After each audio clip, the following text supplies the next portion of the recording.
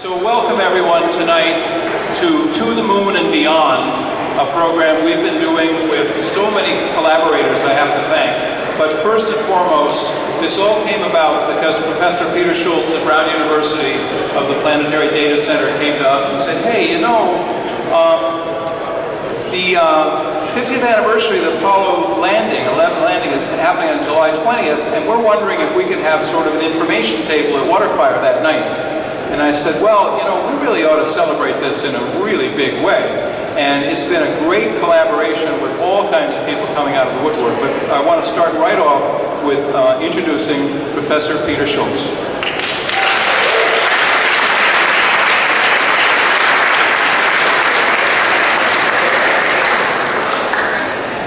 This is just the beginning of 1 month full of celebrations. How many of you were around during the Apollo 11 landing? I hope you go to the WaterFire.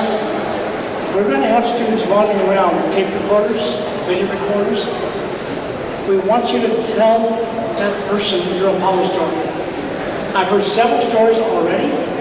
There's a person, I think, in this audience who actually designed the buckle for the Apollo landers. I don't know if he's here or not. If he is, please raise your hand. He was invited. Regardless, I hope you guys come to WaterFire and enjoy it. What you're seeing tonight is something called Museum of the Moon. It's an artist, Luke Jerem, who developed this. Ironic. Can you hear me? How's that?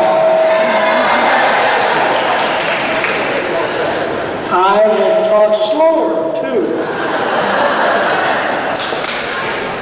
This is, I feel like my wife is up here. Okay, gotcha. The Museum of the Moon is an artist production by Luke Jerem out of Bristol, UK. The concept was, what happens if you illuminate the moon? What happens if you blow it up? What happens if you make it out of an actual balloon material, which Bristol in England was known for? They made the first hot air balloons. When I approached Barnaby about this, I thought he would tell me I was crazy, but if you know Barnaby, there's nothing you can say that's going to be crazy. And that's why we have this tonight. It's a thrill to welcome you here. It's a thrill to have Barnaby as a partner in this, and all of his colleagues and associates that have made this possible. And rather than keep on talking too fast, I'm going to turn this back over to Barney, who will then introduce you to tonight's first event.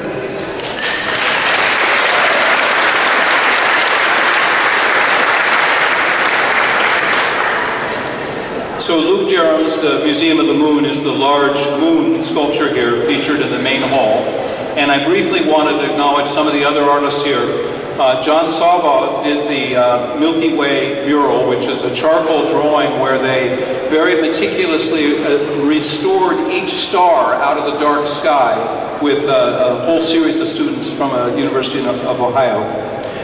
Wonderful piece. It was actually brought to our attention by our 2 arts interns who are here from Boston. And he had spoken on campus, and Keely and Alexis said, hey, we ought to add this to the show, and it's a great addition, so thank you to them. And then Jeremy Schilling has a dozen paintings in the media gallery, and Jeremy is here painting the moon right now, as did Galileo, and Galileo is in the back of the room as well. And the last element that I really wanted to talk about here is the posters, and the lights will go back on them after we do this concert. This is Livable Rhode Island, which is a nonprofit group in Rhode Island concerned with environmental issues. And as you know, NASA was set up to look at space, but also about the environment, and this is an equally critical part of their mission. And it's an equally part of the importance of what's facing our future. So we wanted to make sure we could welcome them in here, and many of that board is here. Please talk to them. They've been looking around at the posters, which are done by a half-dozen Rhode Island artists. So thank you to all of our collaborators. Yes, absolutely.